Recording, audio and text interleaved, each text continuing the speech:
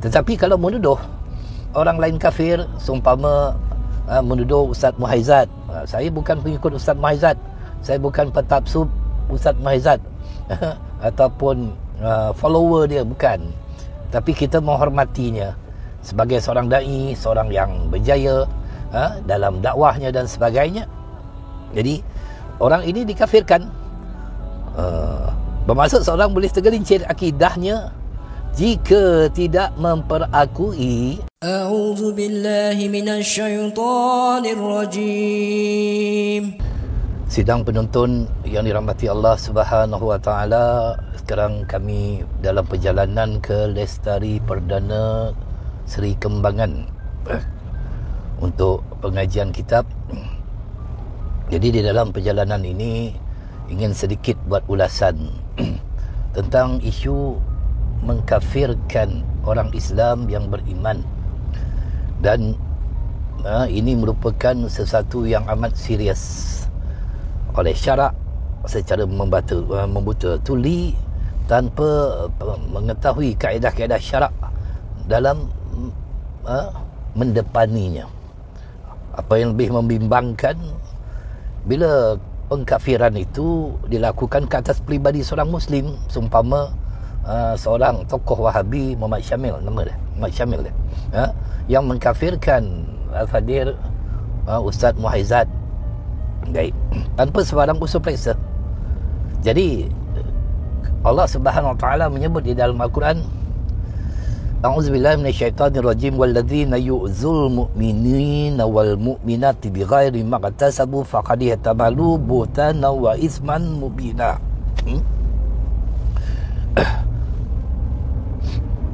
Dan orang-orang yang mengganggu serta menyakiti orang-orang lelaki yang beriman. Ustaz Muhaizat orang yang beriman, dan orang-orang perempuan yang beriman dengan perkataan atau perbuatan yang tidak tepat dengan sesuatu kesalahan yang dilakukannya, maka sesungguhnya mereka telah memikul kesalahan menuduh secara dusta dan berbuat dosa yang amat nyata. Ini dirakamkan oleh Allah SWT di dalam surah Al-Azab ayat yang ke-58.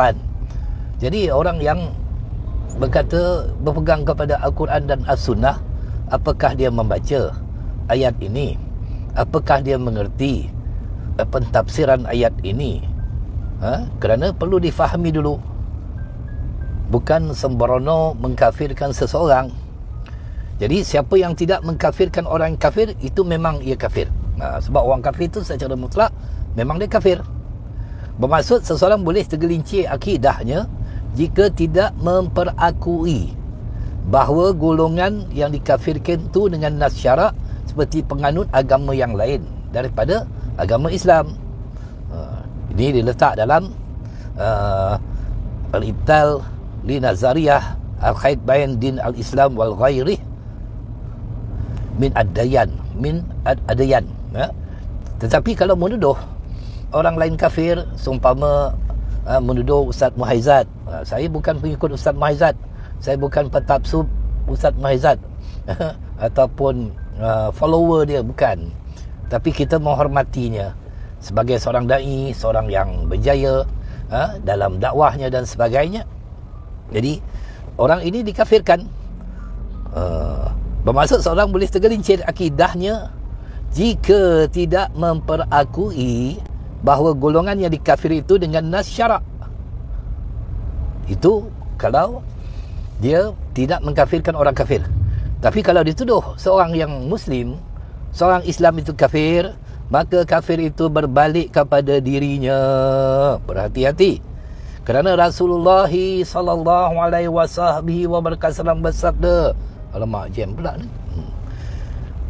ayyuma rajulun qala li akhihi ma ya kafir faqad ba'a biha ahaduhuma. Mana-mana orang yang mengatakan kepada saudaranya wahai kafir, maka jatuh kafir itu ke atas salah seorang daripadanya. Jadi berdasarkan pada hadis ini, Imam Isfirayini mengatakan sesiapa yang membida'ahkan orang yang tidak bida'ah, menyesatkan orang yang tidak sesat, mengkafirkan orang yang tidak kafir, maka hukum tersebut akan kembali kepadanya. Jadi berhati-hati, berhati-hati dalam kita itu mengkafirkan seseorang itu, kerana ini yang sangat bahaya. Kerana di dalam satu lagi riwayat Imam Bukhari yang menyebutkan, aku diperintahkan untuk memerangi manusia sehingga dia mengucapkan tiada Tuhan yang layak disembah melainkan Allah. Nabi Muhammad sallallahu alaihi wasallam itu Rasulullah, apabila mereka mengucapkan, maka terpeliharalah daripadaku darah dan harta mereka kecuali dengan hak Islam syarak. Tak boleh kita menuduh seorang Muslim itu kafir, dan ahli sunnah wal jamaah juga tidak boleh mengkafirkan golongan yang tidak sependapat dengan mereka seperti golongan Wahabi, kecuali kalau benar-benar telah jelas nyata kekufurannya itu. Dan yang boleh menjatuhkan seseorang itu kafir adalah qadi, hakim, bukan kita. Kita tidak layak untuk meletakkan sesuatu hukum kafir kepada, apatah lagi kepada orang yang mengucapkan dua kalimah syahadat. Jadi kaedah ini menyebutkan, dinukilkan oleh Zaruk bin Furak, bahawa tersilap memasukkan 1000 orang kafir dengan syubhat Islam lebih baik berbanding tersilap mengeluarkan, mengkafirkan seorang Islam dengan syubhat kekufuran. Dalam hal ini Imam Rafi' menegaskan, dinukilkan daripada seorang satu lafaz pada zahirnya kekufuran, maka hendaklah diteliti, disiasat terlebih dahulu, bukan sembrono, kerana berbeza pendapat, disebabkan kadang-kadang perkara-perkara furuk, tawasul, istighasah, perkara-perkara yang furuk. Jadi jika ia mengandungi maksud yang berlainan dengan zahir lafaz seperti yang ingin mengkhususkan taksis atau kata-kata kiasan majaz, maka ia perlu ditanya kepada orang yang melafazkan untuk mengetahui apa maksud yang dikehendakinya. Walaupun pada asalnya sesuatu lafaz itu diambil pada hakikat dan keumumannya, namun dalam hal ini perlu ada kewaspadaan, berhati-hati, ataupun disebut sebagai ihtiyat diperlukan. Jika dia menyebutkan sesuatu lafaz yang pada zahirnya terdapat andaian ihtimal kekufuran, namun dia menafikan kekufuran, maka ia dibiarkan. Jika lafaz itu tidak mengandungi andaian yang menyalahi zahirnya, atau dia mempertahankan dengan hujah yang tiada kaitan dengan lafaz, atau tidak menjelaskan langsung, maka ia perlu diminta bertaubat. Sekiranya dia tidak bertaubat, sedangkan lafaz yang diucapkan itu jelas kekufurannya menurut ijma', maka ketika itu dia hukum murtad, boleh dibunuh jika dia tidak bertaubat. Jadi kaedah ini yang dinyatakan isu kafir mengkafir perlu ditangani dengan penuh berhati-hati. Oleh kerana itu, para ulama menggariskan dua kaedah dalam takfir. Pertama, takfir mutlak, berarti menyatakan bahawa sesiapa yang berbuat sesuatu perkara yang boleh mengkafirkan, maka ia boleh membawa kepada kekufuran, tanpa memaksudkan orang tertentu secara umum. Kenyataan seumpama ini difokuskan kepada perbuatan atau ajaran atau pembawaannya, bukan orang secara khusus. Tidak boleh. Ada satu lagi yang kedua, takfir muayyan, berarti menyatakan bahawa si fulan dan si fulan, iaitu dengan yang menyebut nama orang tertentu, telah kafir. Kenyataan seumpama ini secara langsung kepada seseorang yang melakukan satu perkara yang boleh mengkafirkan. Jadi bahaya kalau kita itu tak ambil perhatian yang telah diputuskan oleh para ulama muhaqqiqun mengenai wajibnya dibezakan antara pribadi dan jenis dalam isu takfir mengkafir ni.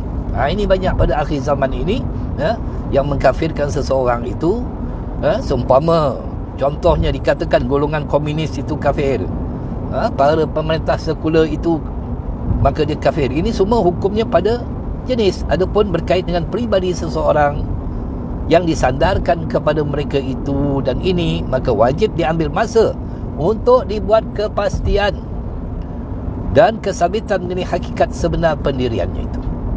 Ini dengan cara menyoal atau berbincang dengannya sehinggalah ditegakkan hujah.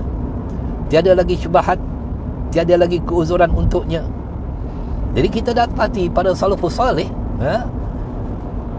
mengkafirkan firqah-firqah secara mutlak seperti firqah Jahmiyah, Rafidah, akan tetapi mereka tidak serta-merta mengkafirkan setiap anggota firqah tersebut. Individu tidak, kecuali hanya beberapa orang daripada pelakunya yang dilihat, seperti Jad bin Dirham, Halaj, Hafs Al-Far, yang pengkafirannya masih diperselisihkan. Ini kita perlu tengok kepada majmuk fatwa dan sebagainya sebelum kita mengkafirkan seseorang itu. Antara kaedah penting yang menjadi keistimewaan ahli sunnah wal jamaah berbanding golongan yang lain, seumpama golongan Wahabi, golongan Syiah dan sebagainya, adalah mereka membezakan antara sesuatu pendapat dengan pelakunya. Satu pendapat ada kalanya merupakan kekufuran, tetapi pelakunya tidak dihukumkan kafir kecuali setelah diselidiki. Jadi inilah pandangan ahli sunnah wal jamaah yang tidak sembrono semudah itu untuk mengkafirkan seseorang. Maka para ulama telah menetapkan syarat-syarat tertentu sebelum menghukum seseorang itu keluar daripada Islam atau murtad. Yang pertamanya, hendaklah pendapat atau amalan itu secara jelas menunjukkan kekufuran yang dilakukan berdasar pilihannya dan bukan kerana terpaksa. Yang keduanya, hendaklah dia terus berpegang dengan pendapat atau amalan kufur tersebut dan ketika dijelaskan kepadanya al-haq, dia tetap berpegang kepadanya. Yang ketiganya, hendaklah telah ditegakkan hujah kepadanya dan dia telah jelas terhadap perkara tersebut. Jadi tak boleh kita itu sembrono dalam perkara ini, yang boleh membawa kepada lebih dahsyat lagi. Kerana kita tidak heran isu kafir mengkafir ini sesama Muslim, orang yang mengucap 2 kalimah syahadah, apatah lagi seorang da'i, lalu kita disebabkan ada dendam, kebencian dan sebagainya kerana tidak dapat menegakkan hujah dan sebagainya, akhirnya kita menuduh seseorang itu kafir. Ini sangat-sangat bahaya. Jadi perlu untuk kita berhati-hati. Kesimpulannya, tidak boleh bermudah-mudahan menghukum seorang itu kafir atau murtad kecuali setelah memenuhi syarat-syarat yang dinyatakan dan tidak terdapat sebarang halangan. Dan itu juga bukannya tugas kita, tugas individu, tidak boleh. Perlu dibawa kepada di hadapan qadi dan sebagainya. Perlu ada fatwa yang mengeluarkannya. Bukan kita individu ini tak boleh. Tak boleh kita kafirkan seseorang. Apa yang diriwayatkan daripada salaf tentang secara mutlak kufur dan laknat, ia tetap berada pada kemutlakan dan keumumannya. Oleh itu, tidak sekali-kali disandarkan kekufuran kepada seorang Islam secara peribadi, kecuali wajib disertai dengan dalil dan bukti. Kita bercakap tentang dalil. Dalil apa-apa sikit, mana dalil, mana bukti yang kita katakan kafir itu. Dan juga pengkafiran tidak boleh dilakukan secara sembrono oleh mana-mana orang perseorangan. Ia perlu diserahkan kepada pihak berkuasa agar siasatan dan penelitiannya dapat dilakukan berdasarkan undang-undang syariah sekaligus mengelakkan huru-hara dalam masyarakat. Ini merupakan satu huru-hara, satu perkara yang sangat bahaya, polemik, mengkafirkan dan sebagainya. Kadang-kadang hanya kepada perkara-perkara furuk, perkara-perkara yang ada perselisihan, lalu kita cepat menuduh seseorang itu kafir. Jadi berhati-hatilah dalam kita itu. Kita ahli sunnah wal jamaah juga tidak boleh sembrono mengkafirkan orang lain, sebagaimana apabila kita dikafirkan. Kalau kita mengkafirkan orang lain, di saat kita dikafirkan, kita sama juga macam dia. Ini bahaya. Jadi kita senantiasa berlapang dada dalam perkara-perkara furuk. Dalam akidah kita tegas, kita berpegang kepada akidah Ahlussunnah wal Jamaah yang dibawa oleh Imam Abu Hasan Al-Asy'ari dan Imam Abu Mansur Al-Maturidi. Di dalam fiqh kita boleh memilih, tetapi kita di negara kita bermazhab Syafi'i dan kita bertasawuf. Orang yang bertasawuf ini tidak mudah untuk mengeluarkan kata-kata yang boleh menyakiti hati orang lain, mengkafirkan orang lain dan sebagainya. Adapun tentang gelaran-gelaran dan sebagainya, itu satu gelaran yang sebenarnya telah pun lama berkembang oleh para ulama terdahulu. Seumpama gelaran Wahabi itu sendiri pun malah mereka sangat berbangga dengan gelaran yang mereka miliki, kerana ada di dalam kitab yang mereka itu berbangga apabila disebut mereka itu tentang gelaran Wahabi dan sebagainya. Jadi kalau kita bukan Wahabi, kenapa perlu kita ada rasa resah di saat disebut nama Wahabi ataupun Syiah? Kalau kita bukan Syiah, kenapa perlu kita ada resah, perlu kita risau kalau kita bukan Syiah? Tetapi isu kafir mengkafir secara individu ditujukan kepada Al-Fadil Ustaz Muhaizat sendiri. Ini sangat-sangat bahaya, yang mana boleh membawa kepada pertumpahan darah dan sebagainya, yang banyak berlaku pembunuhan umat Islam, pembantaian dan menghalalkan darah seorang Islam itu. Jangan kita itu mudah begitu mengkafirkan, kerana sejarah munculnya Wahabi ini kita tahu telah lama berlaku. Malah orang-orang Wahabi ini dia menolak beberapa perkara-perkara, seumpama ilmu fiqh itu dikatakan ilmu syirik, para ulama ahli fiqh dikatakan syaitan-syaitan manusia dan jin.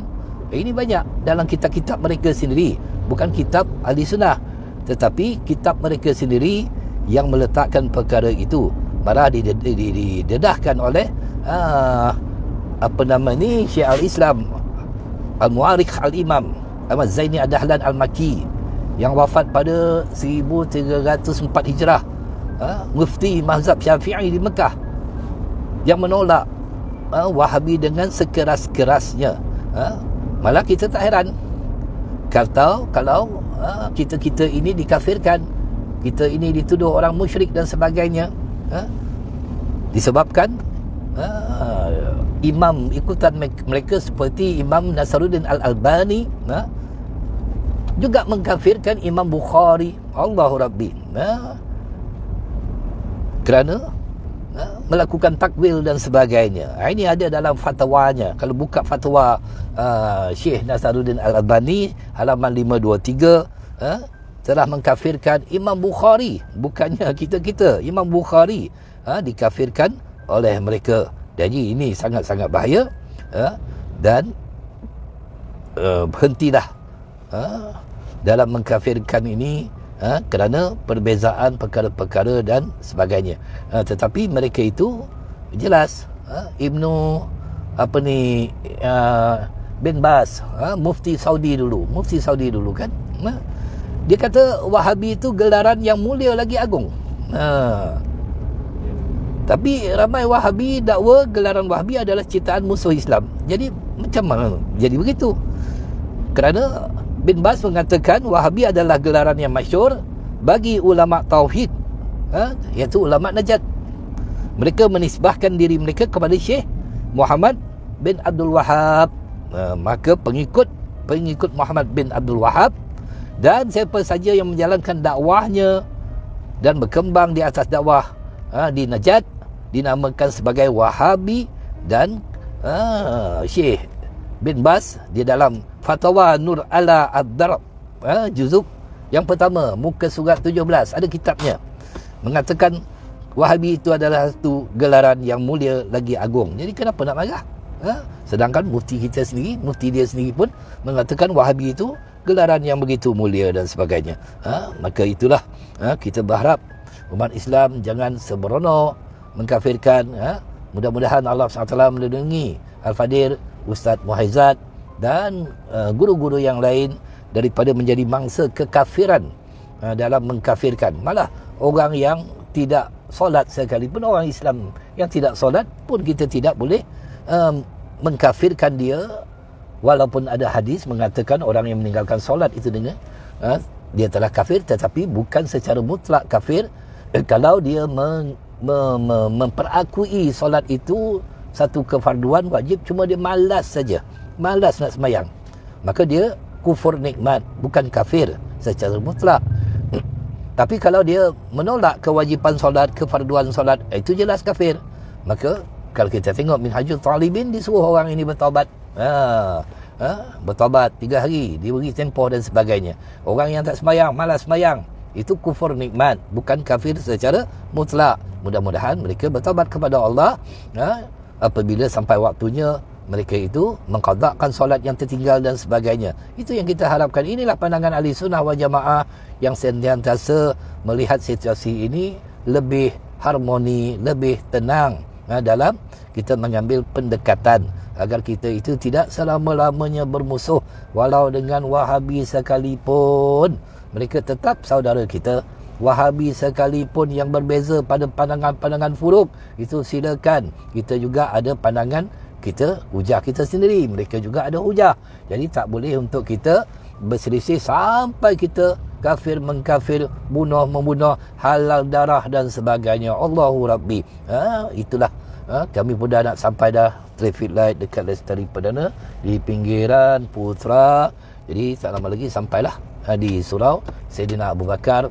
Sebab pada malam ini pengajiannya lah pengajian kitab sifat solat ataupun kritikal solat yang membicarakan tentang masalah khilafiyah di dalam solat. Kerana dalam mazhab kita ada banyak perkara khilaf, masalah kunut, masalah apa lagi, azan 2 kali, masalah khilaf ni. Jadi kita berlapang dada dalam perkara furuk, agar kita itu senantiasa dapat hidup dalam harmoni.